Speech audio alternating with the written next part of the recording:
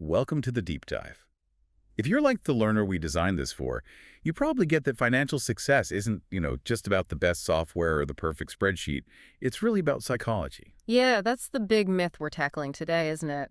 People think being smart protects them from bias. Often, though, intelligence just gives you better ways to justify emotional decisions. Exactly. Our source material, really digging into the psychology of money, lays out something like 18 mental traps. Hidden traps that can quietly wreck your financial future. And just to be clear, we're not here to give you budgeting tips today. This is more like a diagnosis. We're zeroing in on maybe 6 or 7 of the most, dangerous and surprising biases. Right, the ones that prove money decisions are deeply human, sometimes painfully so. And if you don't get a handle on these biases, you're almost guaranteed to repeat the same mistakes. It doesn't matter how logical your plan looks on paper. hmm The core idea is simple, really. Treat money like it's purely logical, and you ignore the most unpredictable part of the whole equation yourself. Okay, so let's dive into the first big one. The trap of thinking we are the logical ones. Yes. Imagine two people looking at the exact same investment data, same charts, same everything. One buys, one sells. Our sources say both could be acting perfectly rationally from their own perspective. How does that work? Well, it boils down to the different lenses we all wear. We sort of assume there's one objective reality, but everyone views financial facts through this filter shaped by their unique, often emotionally charged personal history. So you can read about market crashes. Right, you can understand it intellectually, but you'll never feel the scar tissue of someone who, say, lost half their savings in 2008 unless you lived through it in the same way. So the kid who maybe made a killing in crypto back in 2017 sees a huge market dip as just another Tuesday, maybe even an opportunity. Yeah. Because for them, crazy volatility feels normal. Exactly. Whereas the older stockbroker who remembers stories of the Great Depression, they might see any risk as a potential catastrophe waiting to happen. It's fascinating. And the key insight here is that your personal experience, which feels so real and defining, is just this tiny, emotionally supercharged sliver of global financial history. Yet that tiny sliver, it shapes almost 100% of the financial choices you actually make. We're all operating inside our own little historical bubble. Wow. Okay, so if our past blinds us like that, how do we deal with the stuff we just can't control? That brings us to the next trap, forgetting the role of luck and risk. hmm We love telling ourselves that success is purely earned, failure purely deserved, but the reality seems, a lot messier. It is, and we really need humility about how much of any outcome, good or bad, comes down to circumstances you just can't repeat. Take Bill Gates, for instance. Okay, genius, obviously. Undeniably brilliant, strategic, but there's this critical detail, this sort of one-in-a-million bit of luck that often gets glossed over. It is. He happened to attend one of the only high schools in the entire U.S. that had a computer terminal back in the early 1970s. Think about that. Right. So he got thousands of hours of hands-on programming experience years before almost anyone else his age. Pure chance of location and timing. Pure chance. Now, contrast that with his close friend, Kent Evans. Equally brilliant, apparently just as obsessed with computers. No. Died in a mountaineering accident before he even finished high school. Same potential, same passion, wildly different outcomes. And a huge part of that difference was completely outside their individual control, luck and risk. So the lesson for us, for you listening, is what? Don't just idolize the outliers. Pretty much. Realize that extreme success probably involves a cocktail of factors, including luck, that you just can't replicate.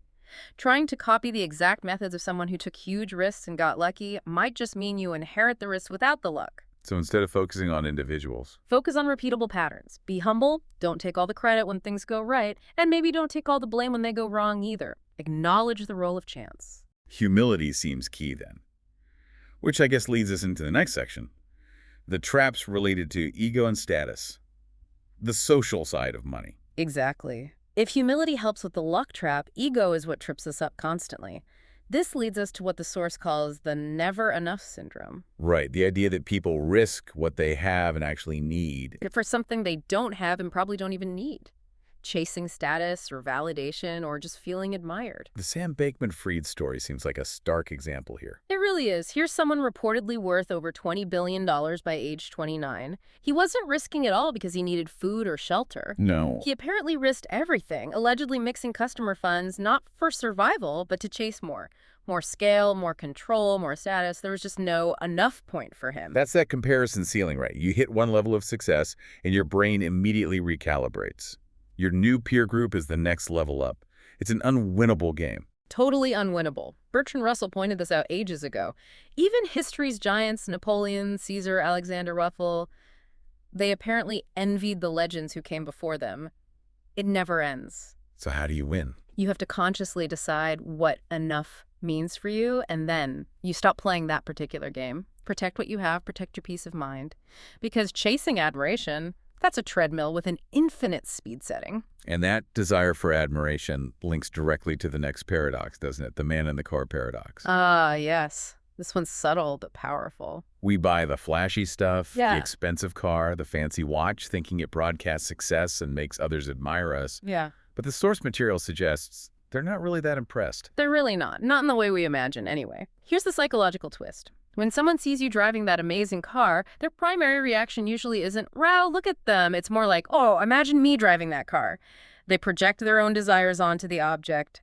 The car becomes a mirror for their aspirations, not a tribute to your achievement. So we think we're signaling status, but really we're just providing fodder for other people's daydreams. Kinda, yeah. Which means, if looking rich is all about spending money on visible things, what does actual wealth look like? It's unseen, right? Exactly.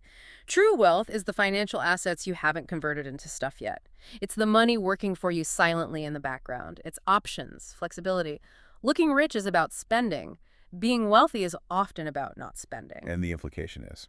That most truly bad financial decisions stem from trying to look rich, trying to keep up appearances, rather than quietly trying to be wealthy. Building real wealth requires getting comfortable with not showing off, maybe even looking less wealthy than you are for a while. Okay, let's shift gears a bit. Moving away from ego, let's talk about time. This feels huge in finance, the trap of underestimating compounding. Oh, it's massive. Possibly the most powerful force there is, and maybe the least intuitive. It's not about raw talent or genius timing nearly as much as it is about just time. The Warren Buffett example is always striking here. It's incredible. His net worth is, around $160 billion now? But the truly mind-blowing statistic is that something like $156 billion of that, the vast majority, was earned after his 65th birthday. After 65. Yeah. Think about that. His secret wasn't necessarily hitting home runs every year. It was hitting singles and doubles consistently and just staying in the game for, well, over 80 years now. So it's not about finding the absolute highest returns. It's about finding good returns that you can stick with and that can survive for a very, very long time without interruption, without blowing up. Survival is the key that unlocks compounding. But surviving isn't free, is it? That leads to another trap, not understanding the emotional cost, the fee of investing.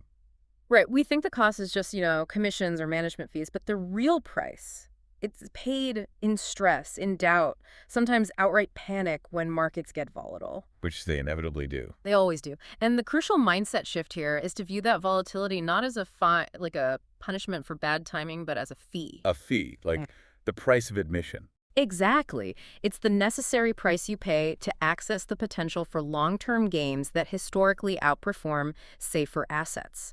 You have to be willing to pay that fee emotionally to stay invested. There was a great example in the source about Netflix stock. Yeah, absolutely wild. Between 2002 and 2018, it returned something like 35,000%. Just astronomical. That's amazing. Where's the fee? The fee was that during that incredible run, the stock apparently spent 94% of the trading days below its previous all-time high. 94%. Wow, so almost all the time, it felt like you were losing or underwater relative to its peak. Precisely. To capture those massive long-term gains, you had to endure constant discomfort, constant second-guessing. You had to pay that emotional fee day after day, year after year. Which really highlights the next point. The absolute priority of survival and resilience. It does. Getting rich might take some boldness, maybe some luck, taking some concentrated risks. But staying rich, that's a different game. That requires caution, humility, and a focus on defense. It's playing defense. Yeah. Good investing, sustainable investing, means structuring your finances so you can survive the inevitable periods of turmoil, the unexpected crises.